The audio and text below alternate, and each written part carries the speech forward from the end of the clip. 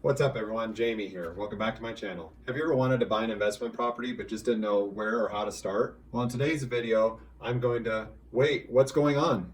Aha, Jamie, I'll tell your audience how to get more property.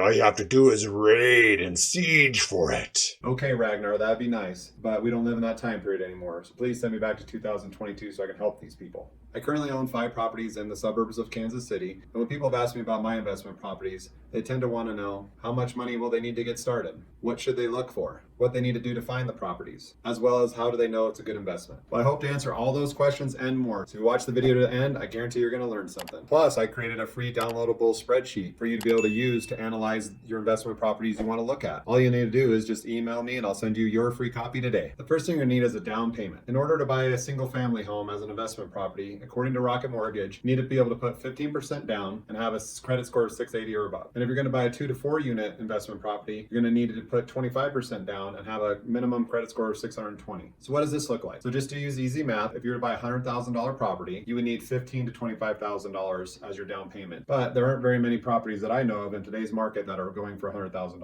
So using the average median price of the house in America, which today is $375,000, you would need $56,000 as your minimum down payment on a 1 unit property, or $94,000 for a 2 to 4 unit property. And most people I know don't have that kind of money. Since you have to save so much money for a down payment on your first house, the easiest way I think to get started in getting an investment property is use your primary residence as your first rental property. This is one of the biggest regrets I made in my life. When I was in my 20s, around 24, 25, I bought my first house. I had 2 roommates living with me, and then in about a span of 10 years, I went through 4 different houses. The more money I made, the bigger the house I thought I needed. But if I would have known then what I know now, I would have did things totally differently. I would have stayed in that first house until I built up a big enough down payment for a second house. Then I would have rented the first house I was in and moved into the second house, and then did the same process over and over again and started building my investment portfolio back then. But instead, I waited until my 40s to start my investment property portfolio. All right, the next step you need to, in order to get your investment properties, you need to make sure your credit score is in line. I wouldn't recommend getting an investment property unless your credit score is 680 or higher, and I would really shoot for 760 or higher. That way you're almost guaranteed the best interest rates that you can get on your investment property. And if you need tips on how to increase your credit score, I'm going to link a video from Graham Stephan that he did recently on how to increase your credit score. All right, the next thing you need to do is you need to work with a lender. You'll first have to make sure you have all your loan documents ready. What you'll need for this is your last 2 years tax returns, probably bank statements, pay stubs, things like that. And before you view any properties, you want to make sure you're pre-approved for a loan. You also want to know how much your loan is worth so you know what price range of properties you can look at. I'd also recommend bringing the lenders a printout of your credit score from one of the credit sites, just so they hopefully won't have to run your credit report, which will negatively affect your credit. All right, the next step is you want to be able to find a good real estate agent. I'd recommend trying to find a real estate agent who has a background in investment properties, because they'll tend to have a lot more information and be better suited than a standard agent would be. And to be honest, finding a house in the MLS in today's market is going to be very tough, especially if it has great pictures in a great neighborhood, great schools, things like that. Those houses are selling for way over asking price. In my opinion, to find a good investment property, you really need to look at off-market deals. Before we talk about how to find an off-market deal, when you're looking at investment properties, you do want to think about a few things. You want to always think about resale value. When you're looking at the investment properties, are they next to a highway, on a busy street, next to commercial buildings? Those I would stay away from. When you're looking at MLS sites like Redfin and Zillow, you want to look for houses that either have a very low quality pictures or houses with very few pictures. These tend to be the houses that need the most work, and these are also the houses that most buyers will stay away from because most people want move-in ready houses. All right, now let's talk about how to find off-market deals. So what you need to look for is somebody who has equity in their house and needs to sell it. This might include somebody who's too embarrassed to put it up for sale, somebody who just got a divorce, or somebody who had a death in the family. These are the types of situations you'll be looking for to find off-market deals. To get these leads for these off-market deals, you can either hustle for them or pay for them. Let's first talk about how you can hustle for these leads. What I would do is I would Google real estate networking groups in your area, and then I would visit those and network with all those people. Here you might find other real estate investors. Here you might find real estate agents, and just talk to them and ask them how do they find their deals? Do they have any deals? See if you can take them out to lunch to pick their brain and find out more information. Next, you got to think about somebody who's in distress wanting to sell their home. What might they Google? They might Google how to sell my house fast for cash. If you Google that in your local area, you're going to find wholesalers that pop up. They're paying for those ads. Those ads cost a lot of money. You could call those wholesalers and say, hey, I'm not looking to sell my house, but I'm looking to buy houses. Get on their buying list. Talk to them. See if you can take them out to lunch. You could also do some work every day at home. You could look on Facebook Marketplace and Craigslist. Most of these houses on here for sale are retail value, but you might find some again there that have very little pictures, very low quality pictures. Those are the houses that less people are going to look at. So those are the ones you want to target as an investment property. Also on Craigslist, you might want to look for real estate for rent. Maybe there's a distressed landlord that's tired of renting. Maybe he wants to get rid of it. Look at market values for that house and call him and say, hey, I'm not a renter, but I want to see if you'd be interested in selling, and offer him a price. You might end up getting lucky on one of these deals. You got to think to yourself, you miss 100% of the chances you don't take in life. So there's no harm in trying. Those are the ways you can hustle for leads. Now let's talk about paying for leads. There's lots of data information sites like Deal Machine that have a list of all these properties with the owners that you can mass mail to. If you're going to mail market to these houses, you need to do more than one time. Consistency and frequency is what matters. If you've mailed to them probably 7 times and you've got no response, then you can take them off your mailing list. This is another way you could try to get some leads as well to find those off-market deals. All right, after viewing many properties, you think you found a deal that you want to put an offer on. But first, we didn't know, is this a good deal or not? So now I'm going to take you to my computer and we're going to look at my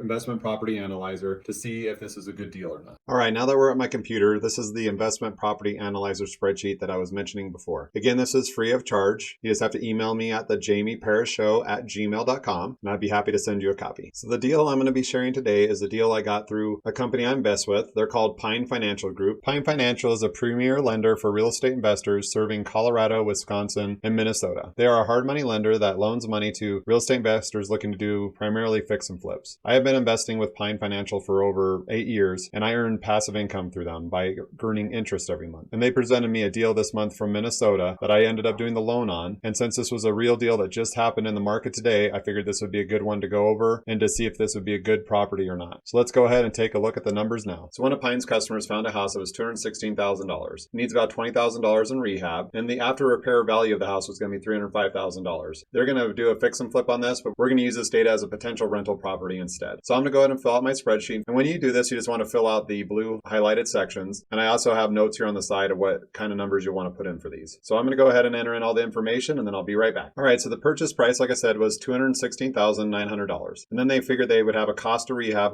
of about $20,200. The closing cost for the loan on this was about $7,400 to do the loan, and they had to put up a 10% down payment on it. So their cash invested to be $49,286. So let's say they were to then turn this into a rental property. They would have a 30-year loan, and the rates today are going about 5.5%. So that's what I put it in there. If you find a better deal, then you'll be in a better situation. The rent on this property would be about $2,000. We had 0 utility reimbursement, and then the vacancy rate on this we just put in a 3% number. And let's say they were going to manage the property themselves. We have 0 property management fees, but here you just put in a percentage of what your property manager is charging if you're being charged that. Since they just put in $20,000 into rehabbing this project, I'm figuring that just putting in about a 10% fee for the other repair and maintenance throughout the year. And then you also want to put in a value for your capital improvements, which would be your roof, your furnace, your hot water heater, things like that. Finally, I put $20 a month for utilities because when it does go vacant, you do have to pay the utilities for a little while. Additional expenses might include your HOA fees, snow removal, lawn care, those types of things. So in this house, we're just going to say we have none of that. And then to find out your insurance expense, you'd want to call an insurance agent and find out what it's going to cost you. I just put about $900 for this because my properties in Kansas that cost around this much. That's around what I pay a year for that. And then I looked up the county for this property and I looked at the county assessor online and I found out their real estate taxes for last year were $2,600. So I went ahead and just bumped it up about 5% to get the $2,750 number. So for the year, their gross income was $23,280. Their yearly expenses were $7,490. And then they add their total yearly loan payments were $13,300. So their net cash flow was $2,489. Now let's look at the appreciation and depreciation on the property. So we set a 4% rate for the appreciation and we set a house to land value on the house of at 90%. So what you use your depreciation for is mainly on your taxable income. So in this case, our gross income for the year would be about $2,500 and our depreciation would be about $7,100. So we'd actually have a net taxable loss of $4,600. So this is a tax write-off you can use. Now let's go ahead and look at the return on the investment. So the total cash invested in the property was $49,000 and our yearly income was $2,500. So that'd be a 5% cash on cash return. And then your return on your investment is always going to be much, much higher because you have your principal pay down and you have the appreciation on the property. So in this case, in year one, we had $2,600 in principal pay down and we had yearly appreciation of $9,400. So that would give us a return on our investment at 29.64%. So this is where you just have to ask yourself, is this a good investment for me? Generally, this is about 20% better than the stock market returns, but there's a little bit more risk involved too. So it's cool with this calculator as well as you can change the year if you want. So if you want to say, what would be my return in year 5? You can just go to the select year and hit year 5. The only thing it updates on this spreadsheet is the principal pay down and the appreciation. So in that year, you would make 34%. So let's just go down to year 20 and see what that return would be. So in year 20, if everything stayed the same, you'd be at 60% return on your investment. This does not include any changes in rent or expenses, as those are variable and I couldn't come up with a number for those to just go up every year. And if you do want to look at the amortization schedule on the property, you can just click down here on the amortization schedule and it'll show you what your monthly payment is and it'll show you total interest paid and all that. So if you want to look at that, that's in this calculator as well. So that's it for this calculator. Let's go on to the next step. All right, you found out the house is a good deal and now you put an offer on the table and it got accepted. Now you need to go through inspections. I would definitely have somebody inspect as much as you can, the roof, the plumbing, the electrical, if there's any foundation issues, things like that. You want to do like radon testing and those other things, that's up to you. But I would never buy a house without inspecting it first. I know in today's market, a lot of people are waiving those inspections, but I would definitely get it inspected because you never know what you're going to come across. All right, congratulations. You've closed on your first investment property. Now you need to know how to market it for rent and also how to screen your tenants once you start getting applications. Now, personally, I use a property manager for my places in Kansas, so I don't do either of these things and I don't have a lot of good information on that. But if you're looking to find out what you should rent your properties for, you can look at sites like Craigslist, Zillow, or Redfin to find some of those answers. And then if you're wanting to find out more information on how to screen your tenants, there's tons of YouTube videos out there, so you can watch that when you're done with this video. All right, you got your first investment property. Now you just have to repeat these steps for your next one. The more you do this, the easier it gets. You can just do this over and over again. The hardest part is going to be saving up for the down payments on the future houses. And the sooner you can have your investment property empire. That's it for today's video. Thank you so much for watching. If you have any questions or comments, just leave them below, or you can also send me an email. Remember, if you want a copy of that free spreadsheet, you just need to send me an email and I'll be happy to send you your own personal copy. And if you found this video educational and you know somebody who's looking at buying an investment property, if you could please share it with them, I'd greatly appreciate it. Thanks so much and have a fantastic day.